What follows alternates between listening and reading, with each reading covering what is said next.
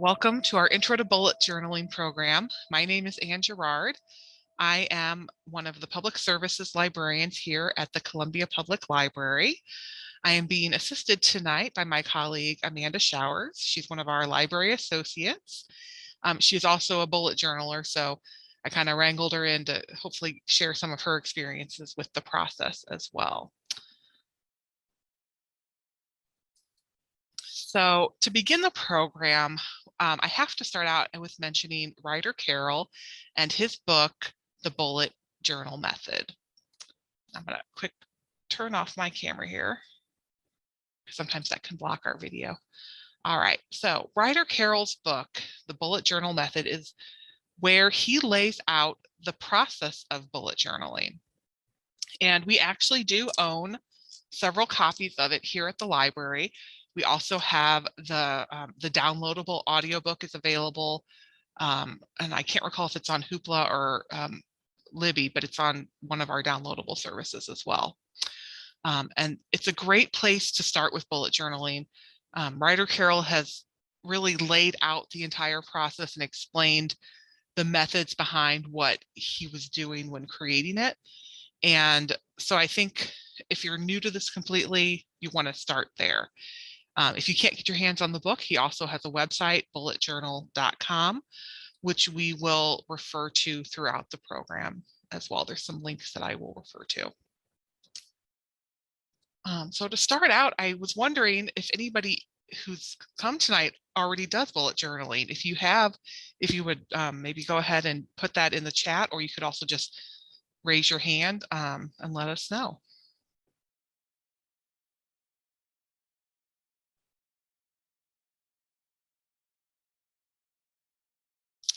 We got Susan here says that I do some form of bullet journaling. Very cool. And Patricia says she's a newbie.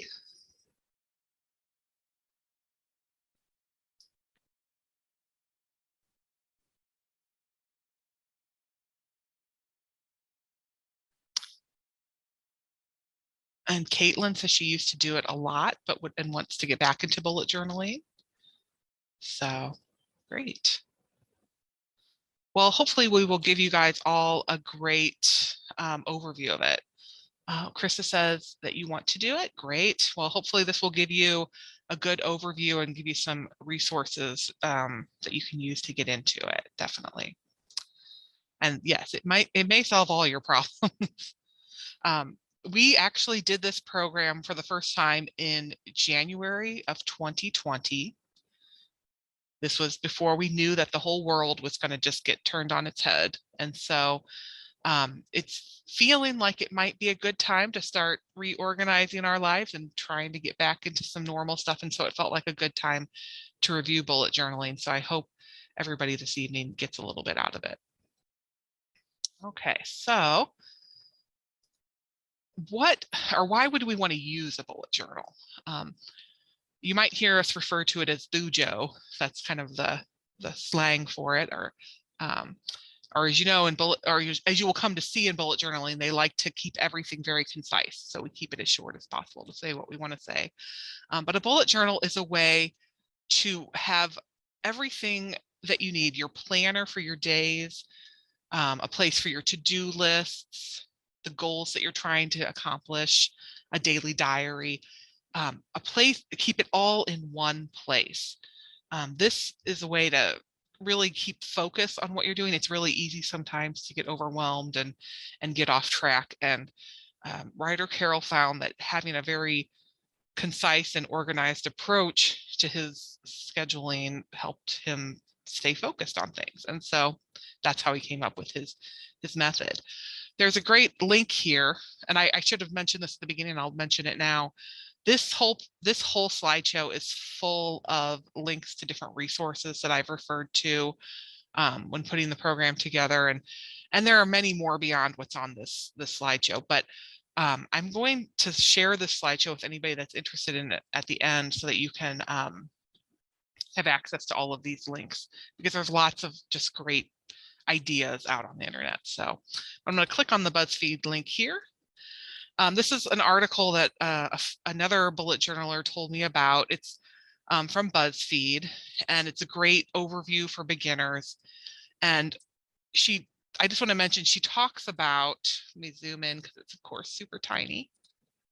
The idea that a bullet journal is good for people with lots of to-do lists, with who like pen and paper lists, who want to set goals for themselves and track their habits, people who love planners, people who like stationery and journaling and all that artsy stuff, people who want to love planners, but who maybe aren't super able to go about doing that, using them.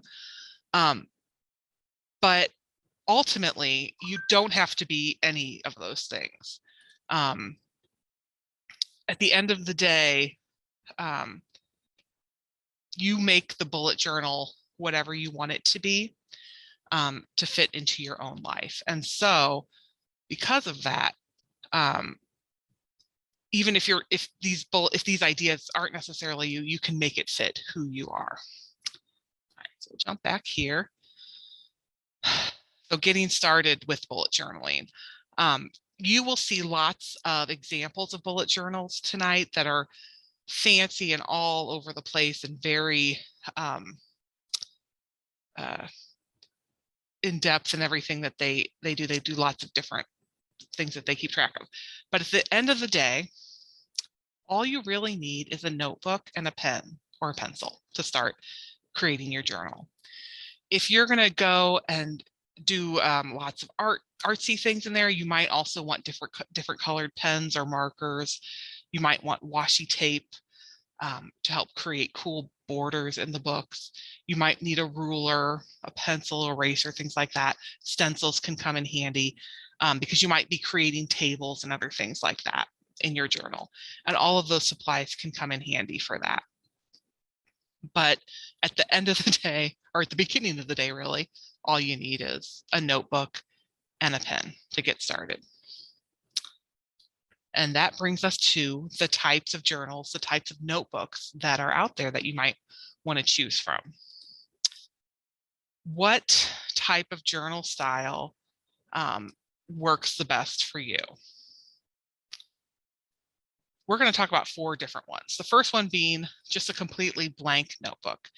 This is going to be best for the person who just wants a completely blank page that they can go in and fill out however they like. So if you're somebody who likes to create your own layouts for things, the blank notebook might be the best way to go. Oops, clicked on the link there. Folks who want a little bit more structure might want to choose a lined notebook. And for me, I know I already have 500,000 lined notebooks just lying around my house that I've collected over the years. And so if you're really new to bullet journaling and you just want to give it a try, I would say pick up what's easiest, which is probably a lined journal for most people because most of us have them just lying around, and try that out. A lined journal is going to give you the structure of the lines as you're filling in your bullet points. So it's a little bit easier if you're worried about things kind of starting to get, not as straight across the page and maybe a little bit crooked. The lines will help with that. If you need even more structure, a grid journal or a dot journal is the way to go. Ryder Carroll's bullet journal is actually a dot journal. We'll talk about his here in a second, but these are going to be the journals that have like the grid paper that you might have used in art class before, or the dots are like a grid journal, but because they don't have the full lines, they're less obtrusive into whatever you're writing on the page. So you can kind of see things a little bit more clearly. But these are great if you are drawing tables or just making your lists and want to keep them in, keep straight lines and not have everything going crooked. So that is something that you would want to consider as well.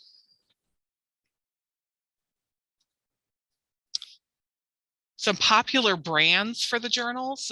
Again, Ryder Carroll has a bullet journal official notebook. It is a dot journal.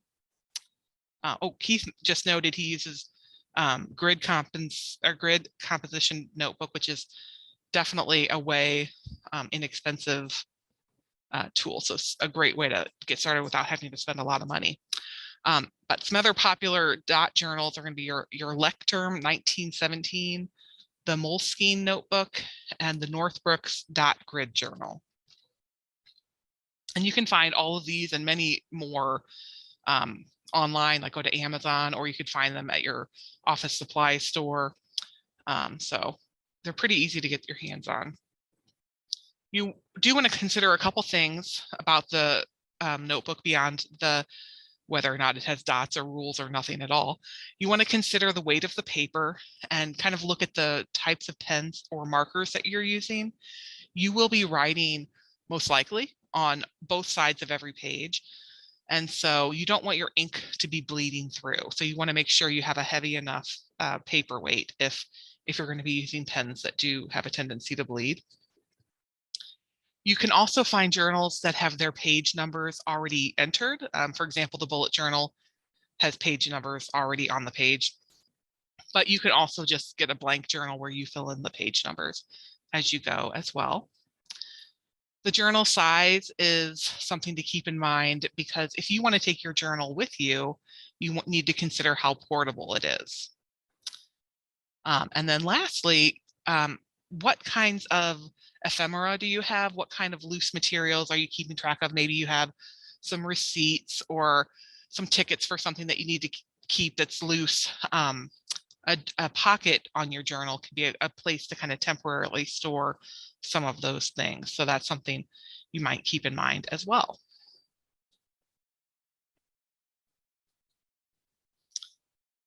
All right, so now we get into how you actually go about setting up the journal. As we go through it, you're going to want to keep in mind that you're going to be seeing a lot of lists, and that these lists are going to use bullet points most of the time. They're going to be using those rather than full sentences. The goal that Ryder set out for his bullet journal was to get everything very clear, very concise. He wanted it to be something he could look at quickly, something that he could see at a glance. And so this is kind of a way to help maybe make your life feel a little bit less crazy or chaotic, because if you simplify how you list everything out, which I personally would find a little challenging at times, I know, but I think it does make sense that we're laying out things as concisely as we can to make them easier to see quickly, so that we can, get through our day without a lot of time spent just staring at that scheduler. So, as I mentioned, there's a lot of bullet lists. It's a bullet journal. One of the first components of your journal is going to be the key that you use to help you figure out what each of the bullets in a bulleted list means. You would use, according to Ryder, you would want to do rapid logging, which is where you're just going to quickly write in what needs to be done very concisely. And again, use as little text as possible as you're doing that. And the bullet type next to that task is going to tell you a little bit about it. We have a sample key here on the slide, and we can go through this. This is based on the one that Ryder has in his book. He uses a bullet to indicate that something is a simple task or a task. When it's been completed, he puts an X through it. When he has to migrate a task, he puts like a little caret there. And we're going to talk about migration of tasks in detail a little bit later in the program. For tasks scheduled, that would probably be indicating, for example, let's say he knew that he had to go to the dentist, and once he finally was able to get a date for it, he would mark it off as scheduled because he knew that he had a date for it. It looks like we have a question here from Gio. Does the bullet organizational scene have a digital application, i.e. iCal or Google Calendars? That is a good question. I have not seen it within Google Calendars. That's what I use the most at this time, and I have not seen it. But if anybody else knows if these different types of bullets show up in the digital calendars and can offer some feedback on that, please let us know, because that's a really good question. And I know that there are other like online software that kind of mimics bullet journaling, where you can create like lists and stuff and make priority boards, but I don't know of any like actual online the bullet journal type stuff. Krista here notes about Google Keep, which is one of the Google apps that has options. They're not quite probably. I think I've used Google Keep in the past, so they do have options, but as Krista notes, not as many, but they've got checkboxes or numbers and things. And Caitlin says if you're looking for a task tracking, you can find digital Kanban boards. I'll have to look that up. Thank you. Okay. All right. So jumping back real quick to our key, we have also events. So maybe you have a wedding coming up. So that would be an example of an event. Notes, that would be something that you need, maybe you know, like, hey, I wanted to note that today was a snow day, and just remember that for the future.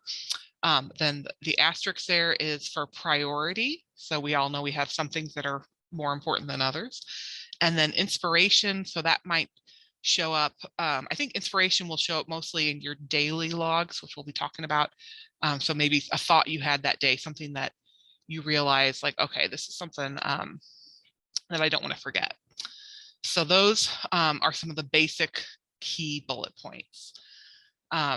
Excuse me. One thing that I have seen repeatedly in reading about bullet journaling from both writers' book, but also across the internet, is to start simple with your key.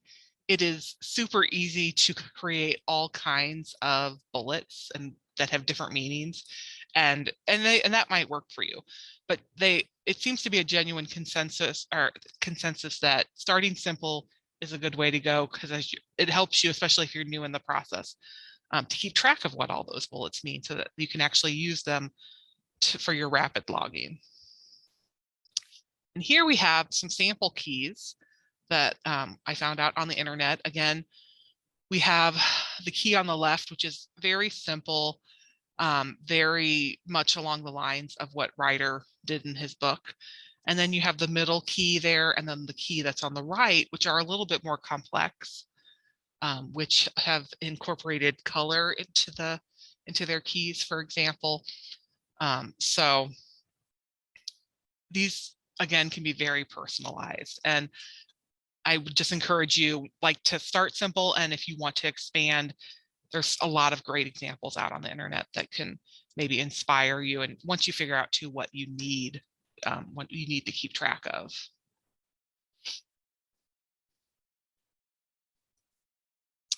Okay, so now we're going to get into all the parts of the journal where we're going to use all of those different bullets. So just a quick look at what those parts are. The first is the index, which is basically, it's called an index, but it's really a table of contents for your journal. And it's something that you update as you go. And even though it's listed first here, because it will be first in your journal, I'm actually going to talk about it last when we get to after we go through the other parts, because I think it will make a little bit more sense. You have a future log, which is your year at a glance calendar, which is where you can put down your events, your goals, and any long-term things that you need to accomplish. We also will have the monthly log, which is something that I think a lot of people probably can relate to the most, because it's a lot like your traditional monthly calendar, where you list out things that you need to do or things that you have scheduled very specifically. So that and that's probably something that I guess you would do like once a month or so.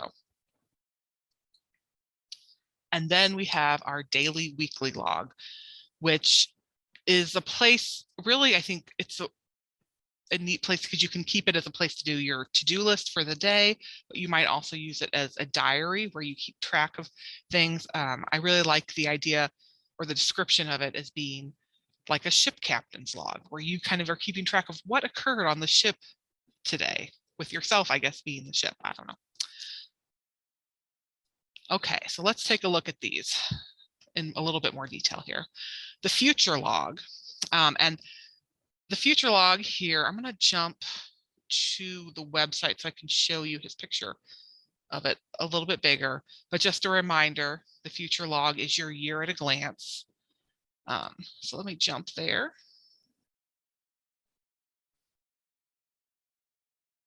There we go. Oops.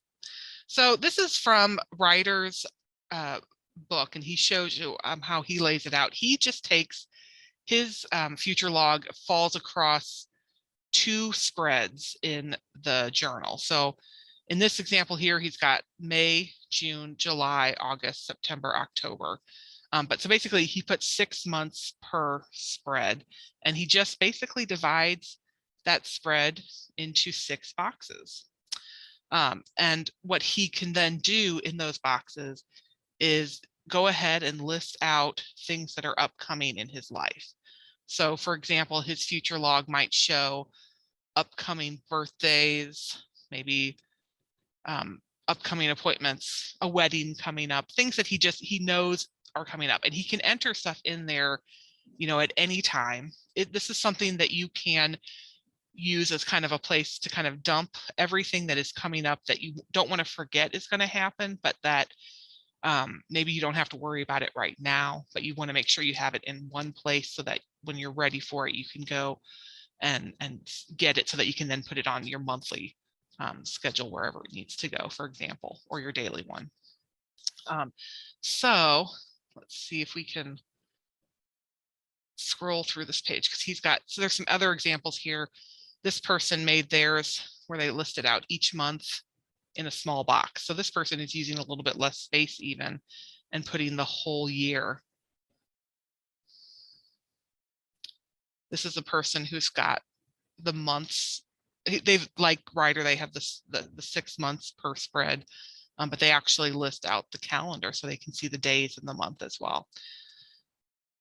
Jump back over here to the slideshow. The future log that you do should really fit what you need. We've got some sample ones here beyond just what's on his website. A future log can be really set up many different ways. The one up here in the corner is essentially just a list. The person has the dates and then whatever the task or event is that's coming up. So it can be as simple as that, or it can be a little bit more complex, like the one down here in the middle, which is the circle, which has the whole year and then has everything listed around it accordingly. You will just need to look at how much space you might need and what layout appeals to you, what works for you. I think Ryder's is nice because it's pretty basic with the boxes and it gives you a little bit of space to work within, but you should really, again, do whatever works for you. And the nice thing about your bullet journal is that you can always do it differently next year if you figure out that this one maybe didn't work for me. So again, there's lots of different options for your future log, but just whatever works for you to be able to present or keep everything that you need that's upcoming in one place.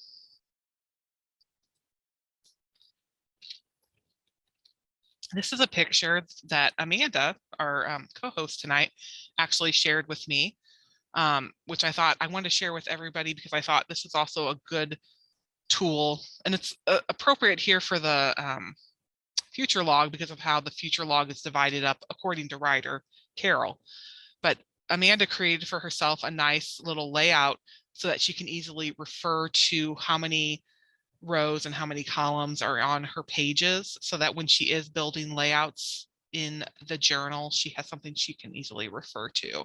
I don't know if you have anything you'd want to add to that, Amanda, or Yeah, mostly that I want to attribute it to Amanda Rach Lee. She's a very popular YouTuber who does bullet journaling, but it's just super helpful to have at the very front of my journal, just so that way I can really quickly, you know, flip back and see, oh, if I want to divide this page in half, it's only 19 dots to get to the halfway point. And it's definitely an extra thing. Like, don't feel like you have to do that, but it came in handy for me while I was working on it. Yeah, I thought it was a really clever thing. So thank you for sharing that, Amanda. Okay, so the future log again is there to help you just lay out everything that's coming up so that you have a place to keep track of it. But you're going to also have to get down to breaking that down month by month. And so Ryder Carroll has his monthly log. And on the picture on your screen, you see he sets it up as a spread with the calendar on one side, and the calendar would have things, the events, things that are scheduled coming up, things like that. And then he has his tasks on the other side of the spread. And his task list there is just bullets, so he can use his rapid logging tools to easily indicate what's going on with those items.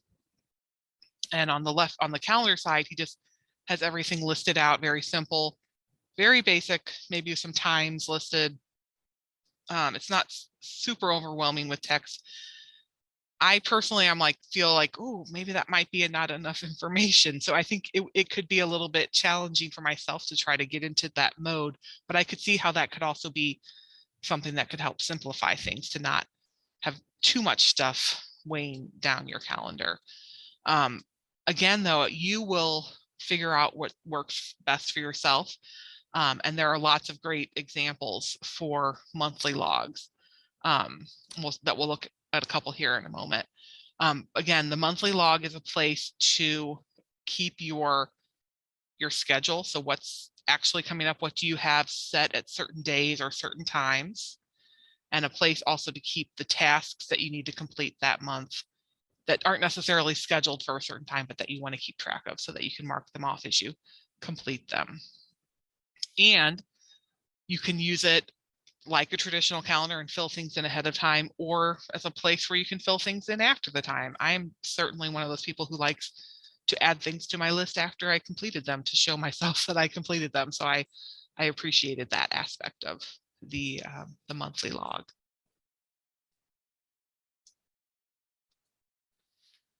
Here are some examples of monthly logs, and these have lots of different things going on in them. And again, the pictures are a little small, I apologize. But on this person's over here, they have their calendar on one side, and then on this side, they have habits and goals or to do and the future. So they have broken down their page into different boxes, different things that they want to keep track of. So that is somebody who's doing a little bit more than maybe what Ryder would have done, because he just had a basic list on his tasks page, but you can see it's a little bit more complex. This one down here on the right corner also has a lot more going on. She's got a fitness tracker. She's got her to read list. She's got some goals listed, a to-do list. And then she does have her little list of the dates, kind of like Ryder. So she has incorporated his basic style, but she's definitely added a lot more to it. So whatever you choose to do with your monthly log, again, it's going to be what works best for your style and how your brain thinks, I think.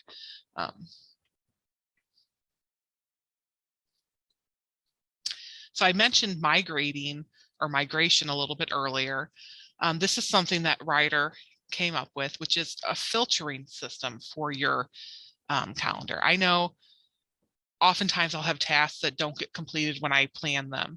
And so this is definitely appealing to me because it's a way to easily keep track of those things and figure out what to do with them.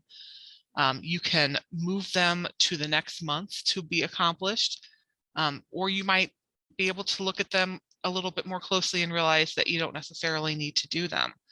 But migration is a process of kind of stepping back and looking at what's left over at the end of the month, and moving it forward if you need to, and not moving it if you don't need it. So it's a good way to kind of stay on top of your schedule and what you have going on, and hopefully become less overwhelmed by it all, because you can see what you accomplished, but also clear out what you ultimately realize you don't need to do. And migration is very simple to do. When he was talking about it, Ryder just mentioned drawing like a little arrow to indicate, hey, I've moved this to the next month. Is one way to do that. So it doesn't have to be a super complex or time, something that takes a lot of time for you to deal with.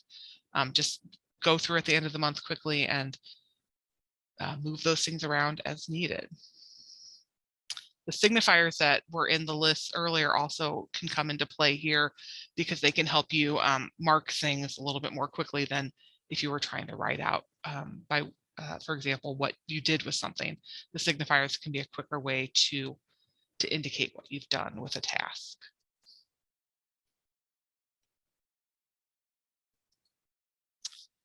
And then the last part is the daily or weekly log.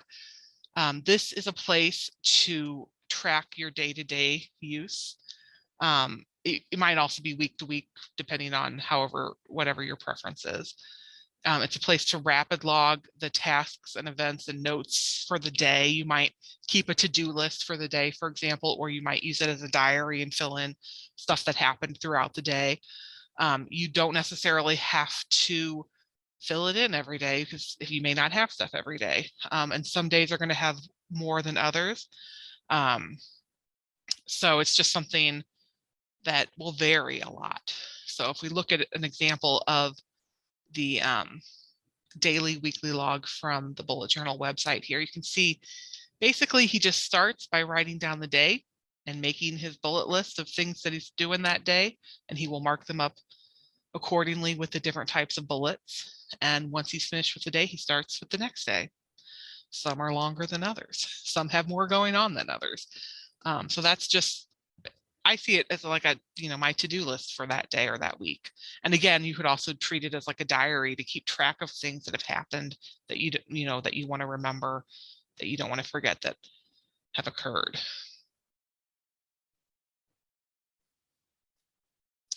Here are some examples of some daily logs. This one on the far right here is the one that most reminds me, I think, of Ryder's, because it is pretty simple, those basic bulleted lists. But you also have some really fun ones here that have different trackers for this girl's keeping track of her water and her greens. She's got some quotes and some other, like, what were the good things that happened today, what were maybe the not so great things that happened today. So you can use it, you can be as creative with it as you want to be. It can be very simple or a little bit more complex. This individual is using colors to indicate things as well. So that's something that you might, if you're using all the different colored markers or pens, you might be able to use those colors to help you with your organization there. Let's see here. We got some chats coming in, so let's take a pause to look at these. Let's see here. Oh, Amanda said she's a procrastinator. I work with Amanda and I can testify she's not that much of a procrastinator. But I appreciate that. But I think I can relate to, I definitely put things off. Sometimes it's just easier when you put them off. I don't know. But those migration, and if that's something to keep in mind with migration, if you are moving things a lot, it's something that it might make you want to address your procrastination. I don't know, because that's an interesting chance to kind of think about that. All right, so you will see lots of bullet journals, have alternate pages outside of the future log, the monthly log, and the daily log. People will also keep different lists there, such as like their travel ideas or their grocery list or their meal planning, movies watched, books read, things like that, keeping track of their health. And so you can actually also use your bullet journal to create all these different trackers and lists. And this image that I have here is really cool. This was created by one of our colleagues who is doing the Read Harder Challenge, which if you haven't signed up for the Read Harder Challenge at the library, you should look into it. It's pretty cool. And she is keeping track of all the books that she needs to read for the challenge, which are on the left side of the page. And whenever she gets a book read that fits those different criteria, she can fill it in on the bookcase on the right. So it's a kind of a fun way to show what she's accomplished this year. Of course, she could always just also just keep a really basic list. If it was me, that's probably what I would do, because I'm not as artistic as she is, but it's beautiful and kind of a fun thing to do. So if you like doing lists, this is a great place to keep them, because it's harder to lose them if they're all in one place, right? And speaking of losing them, that brings us to the index, which I had mentioned is at the beginning of your bullet journal, but I'm going to talk about it here at the end, because after you see all the parts of what are in the journal, you want to understand how they're organized and how you can easily access them. And that is through your index. So with your journal, really the first thing you're going to want to set up is the index. It's called an index, but it's also kind of a table of contents for your journal. So writer Carol suggests leaving about 3 to 5 pages blank at the beginning of your notebook. And you will add your monthly logs to it as you go along, but you may also, and some of the other lists and things that you create. So you aren't going to know this stuff, obviously, until you have created it. So your index is a living document that's going to be growing throughout the entire year that you're keeping your bullet journal. And there's a little picture there from the bullet journal book to kind of give you a sense of what an index will look like. He starts out listing his future log, because that's right after the index. That's the first part of the bullet journal. And then he dives right into January. So, or whatever month you start with. If you are coming to this program, you might be starting with March or April for your bullet journal. And that's cool too. And so he indicates here, for example, that his bullet journal for January starts on page 7. And then he's got some other things listed, some other extra pages that he's created. His user behavior project is what he has called them. And he lists out the pages for those. So they are coming after the January page. He's got a food log. He's got a reading list.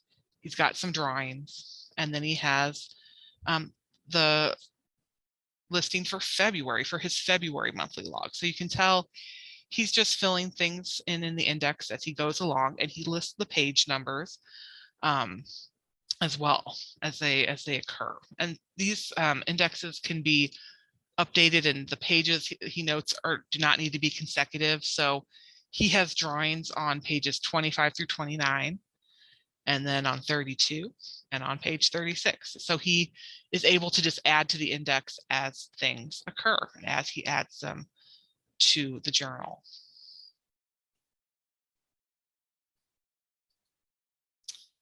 We've got some index examples here.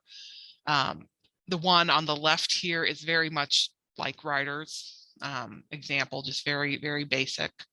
And the one in the middle has some color in it, which I believe that this person was using colors for different types of headings to kind of help group things topically. And so I think the colors are related to the topics that are within their journal.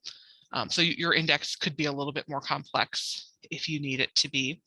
But this kind of allows you, the index allows you kind of the flexibility and freedom to maybe not feel constrained by your pages. Like I think when I first went into bullet journaling and or learning about it, I was, space is always a concern for me on those pages. And so this kind of gives you that freedom to know that, hey, if I start something on page 5 and then I have to do something else for a little while on pages 6 through 9, that I can start up again on page 10, and your index is what will allow you to keep an easy track of that. So your index there is going to allow you your journal to just grow as you need it to grow.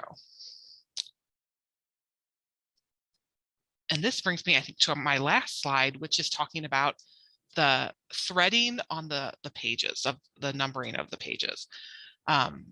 This is a cool technique that Ryder brings up, but it's a very kind of old-fashioned technique. If you've ever read a newspaper, you know, sometimes they'll start an article on the first page, and then you get to the bottom of the page and it says, you know, article continued on page 5A. So you have to jump ahead to 5A. And your bullet journal can do the very same thing as the newspaper. So you might start a list on page 5 and then have to do some other stuff, and then maybe start or continue the list on page 20. And so threading allows you to mark on the page where you have jumped to. So in the example picture here, whatever he has going on in this page is on page 50, but he continues it on page 70. And so he's indicated that there with the number 70. And if you jump to page 70, it'll have a dot 50 in front of it so that you would be able to see, oh, this is something that was continued from page 50. So you can easily jump back and forth. So it's a way to kind of incorporate the index into your pages and help you move back and forth easily through those topics and find things a little bit easier.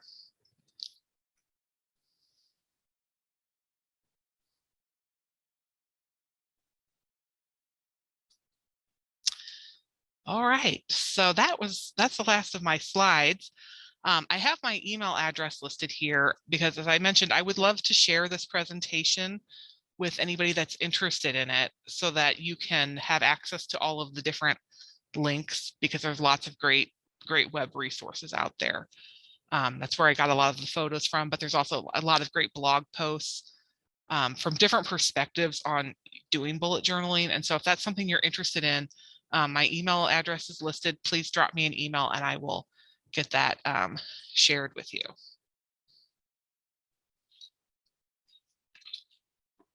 Let me go ahead and turn on my video again.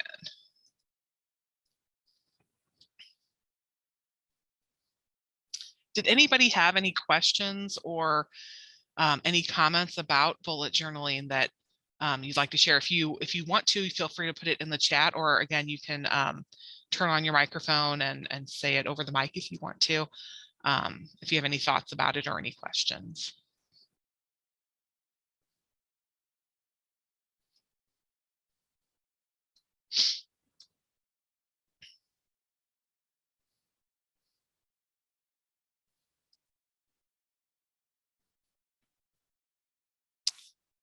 Hints to stay motivated. Well, I think the thing that I've seen kind of repeated is to start your journal fairly simple. Keep it pretty basic. Keep it really just those basic lists that you can easily mark with the different bullets, so that you can kind of get a rhythm into it, so that you're not, because I think it's the more complex it is, the easier it is to, you know, fall out of it. Amanda, do you have any feedback on how much time you might spend on setting it up? Or yeah, it really depends on how complicated you make it. So, you know, if you're putting a bunch of stickers on every page and using a lot of markers, you know, that can add half an hour or whatever to your time. But if that's something you enjoy, then by all means, go for it. But just like the initial setup, I don't think takes too long, maybe half an hour, just depending, to get your thoughts together and do it that way. But yeah, back on the motivation thing as well, I'd say the biggest thing is don't beat yourself up if you drop it for a little while and then want to pick it back up again. That's totally fine. And I think very normal as well. So, right. And that's the beauty of the bullet journal, is that if you do drop it for 2 or 3 months and you pick it back up, there's not a bunch of empty pages in your notebook. You know, you could start right back where you were and you don't have to skip over blank months or anything. So yes, yeah, I think I know for myself, I felt like when we were going through the pandemic, things got hectic, but not hectic anymore. So it was like there was less stuff to fill in. And so it's kind of weird to have a schedule again, to have to really get into. And so I could see it being a little bit overwhelming. So, but this is a good way because like Amanda said, if you fall out of it for a month, you can always just jump back into it. So, and Caitlin says, one place I like to go for inspiration is Pinterest. Definitely. Lots of ideas out there. Yeah, I really just love the different types of bullets. The first time around when I did the program, I did kind of get into having a little, for my list at least, using those different bullets to more rapidly get things down and mark off what I was doing with them, because it really helped me keep track of things a little bit better. So I think this is something too that you can do different things. You don't necessarily have to do the whole thing if it doesn't all appeal to you. Pick what works for you. So.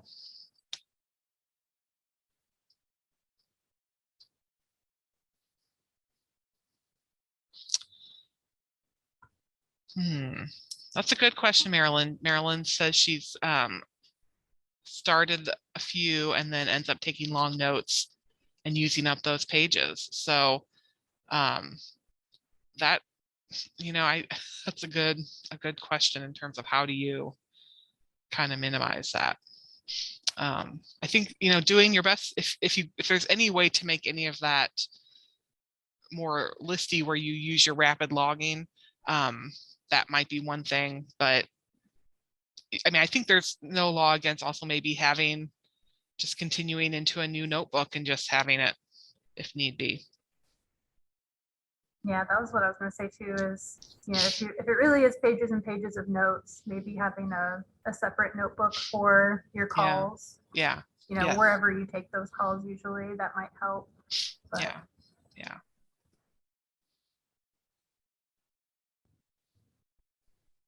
Yeah, and like at the beginning, when I was talking about having like a pocket for your loose things, like you might, again, have maybe a big folder for your loose things that, in that case might be your notes on a certain thing that you do where you need more space for growth. He didn't really encourage people to use like a binder where you fill in pages, but you could potentially do something like that too. If you feel like you need more space.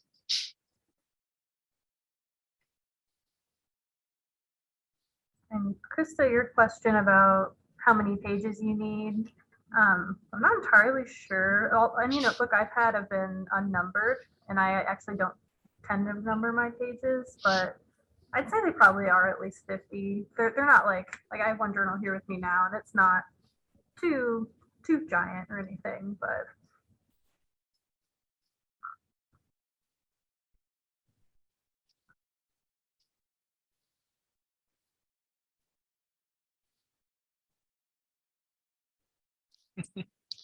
Amy says that she likes the idea of consistently using different types of bullets to mean different things, and that she uses different types now, but they don't necessarily mean the same thing every day. Yes.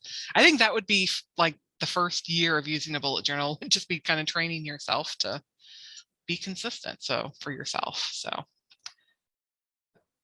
I think with Amanda, you were showing me your 2 journals and like they had different bullets through the different years, even for what you did. Yeah. Yeah, I had completely different keys for between 2 different years, just because I found myself ignoring the types of bullets I was creating and just going to what I wanted to use. So I just started doing those on my next one. Mm-hmm. And I do recommend, oh, of course it blurs it out. There we go.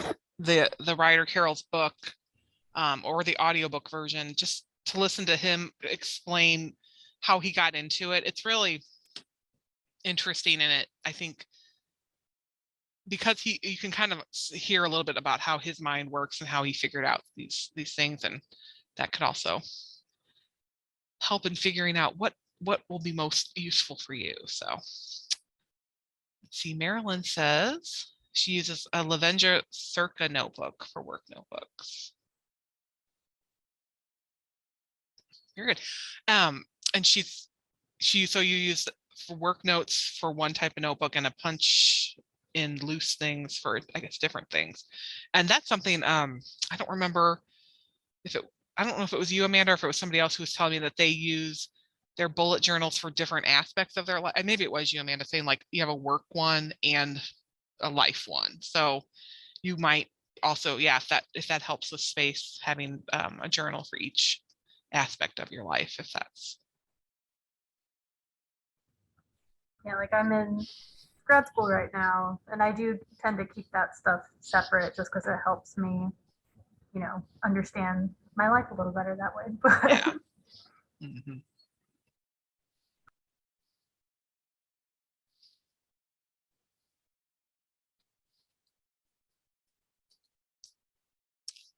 All right. Well, we want to thank you all for coming out tonight on this really cold night where I hope you all are snug at home with like a blanket and hot cocoa and maybe a cat or a dog in your lap, because it's great to see so many people and know that we get to share this information with you all. And so again, thank you all for coming, and please keep an eye out for more programs. We'll be doing more in person soon, hopefully. And we'll continue to do some on Zoom as well. So have a great evening, everybody.